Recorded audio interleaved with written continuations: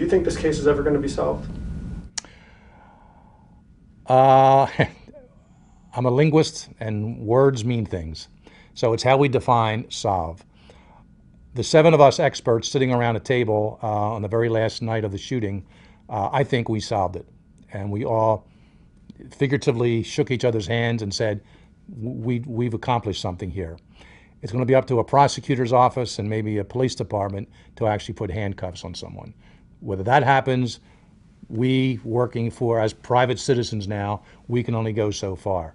Hopefully other people will see this and maybe decide to put something together. How has this case impacted your life? Well, I was a father too back then, and of course I still am, and it makes you look at your own kids, and it makes you look at other people's kids in a different light. And it didn't take too long for public officials to come out and say, don't worry, there's no serial killer roaming through the neighborhood, through the Boulder area or the Denver area. Your kids are fine. But that doesn't always go far enough. You as a parent, or anyone as a parent, still wants to know you have that protective cocoon around those little kids. Of course, they get older someday, but you want to at least get them through their youth, and you be the one there to protect them. And all kinds of monsters, to use that earlier word, can present themselves in situations like this. And unfortunately, that Christmas night into early the next morning, those monsters were there at the Ramsey household. In the last 15 minutes of our special on Monday evening, 100% absolutely, the viewers will know who this team of experts suspects as having killed JonBenet Ramsey. No question about it. It hasn't ended yet, and I'm hoping by the end of the particular miniseries, or documentary, I should say, Monday evening, the viewers will see all the evidence from. I'm just one part of this expertise wheel that we put together with Dr. Henry Lee, Werner Spitz, and others we have in there.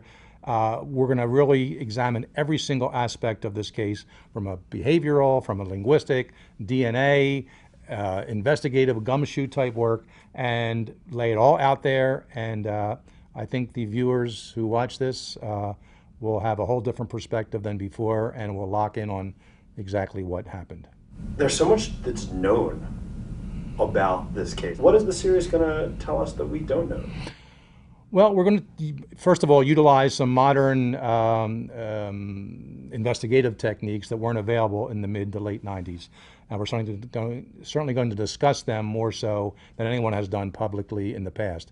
And CBS, pulled no punches here. We rebuilt the Ramsey house on a soundstage. Each floor, each bedroom is there exactly as it was laid out back in 1996, with very similar, if not identical, furniture and appliances, things like that. So for the first time, the viewers of this show can actually walk through their house and see exactly what the foreign faction possibly saw that evening, see who wrote the letter with Ramsey household stationery and a Ramsey household pen, and walk through it. So, and of course, I was not an official linguist when I looked at the document back in the late 90s. I attained my degree at Georgetown, and I called myself a linguist, as did others after that, and I bring a different aspect of that science to it in this particular special, where we break down the individual letter itself and tear it apart and say, here is what we think is the only person who most likely could have written this. What's up, guys? I'm Giuliana Rancic, and you're watching the Live from the Red Carpet YouTube channel. Subscribe today, then be sure to check out our other Live from the Red Carpet videos right here.